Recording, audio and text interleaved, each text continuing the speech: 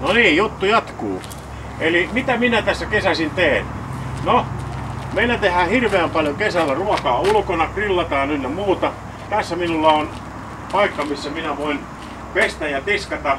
Voi tuoda tänne vaikka grillin ritilät pestäväksi, savupöntön ritilät, omat saappaat ynnä muut kaikki. Ja sitten kun se homma on loppu, niin minä vaan suihkutan vettä ja pesen ja homma on sillä selvä.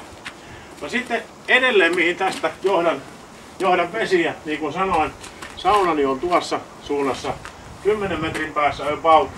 Minulla on tässä nyt erillinen 37 asteisen veden ulosotto. Siitä minä vien vaan sen yhden putken sinne saunaan. Sillä minun mielestäni siellä saunassa ei tarvita muuta kuin 37 asteista vettä. No silloin kun tarvii mennä saunaa pesemään, niin sitten täytyy tulla tähän ja kääntää tämä termostaattiventtiili suuremmalla, niin silloin sieltä tulee 65 asteista vettä ja silloin sauna tulee puhtaaksi. Tuolle sekoittimelle tulee normaalisti kylmä ja kuuma vesi ihan niin kuin kotonakin. Eli siinä voin suorittaa tiskauksen kuumalla vedellä. Mutta sitten taas tänne päätyyn, kun tulee se suihku, mitä lapset paljon käyttävät, sinne johdan kanssa vaan tuon 37 asteisen veden. Eli lapset eivät voi polttaa itseänsä. Edelleen tätä 37 asteista vettä, sitä voin nyt sitten myöskin pyörittää sinne paljuun.